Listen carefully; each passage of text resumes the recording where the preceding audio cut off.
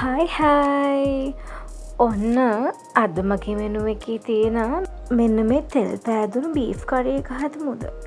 එහෙනම් එන්නකෝ.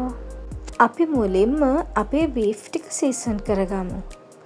කහකුඩු ටිකක්, ලුණු කුඩු ටිකක්, ගම්මිරිස් කුඩු ටිකක්, බැදපු තුණු පහ කුඩු ටිකක්, මිරිස් කුඩු ටිකක් සහ බැදපු මිරිස් කුඩු ටිකක් අපි දාලා එඟුරුයි සුදුලූණුයි යහමින් දාගන්න ඕනේ.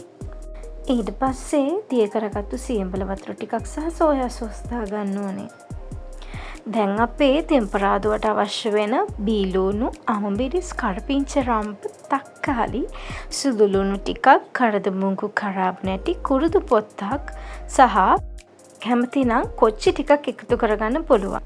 ඊට පස්සේ පෑන් එකක් ලිපේ තියලා ගිතෙල් ටිකක් මම දාගත්තා සහ තව පොල් තෙල් ටිකකුත් දාගත්තා. ගිතෙල් ටිකක් දැම්මම මේකේ රසය තවත් වැඩි.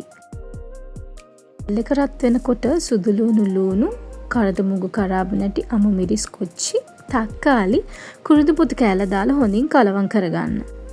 මේ විදිහට හොඳින් කලවම් කරගත්තට පස්සේ දිය කිරිමිටකුත් අපි එකට එකතු කරලා ඒක වහලා තියන්න ඕන හොඳින් තැම්බෙන්න.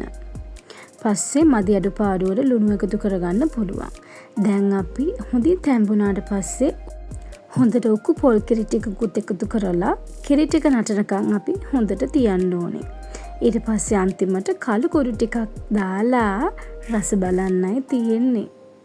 මෙන්න මේ තියෙන්නේ අපි තෙල් පෑදෙන්න පොල් කිරි වලින් උයාගත්තු අපේ රසම රස බීෆ් කරි එක. ඉතින් ඇත්තටම මේ රෙසිපි එක හරිම රසයි. ඔයාලත් එහෙනම් මේ රෙසිපි එක try කරලා බලලා මට පහලින් කමෙන්ට් එකක් දාන්න. එහෙනම් මම අලුත් වීඩියෝ එකකින් එන්න. මාව subscribe කරන්නත් අමතක කරන්න එපා. එහෙනම් bye bye.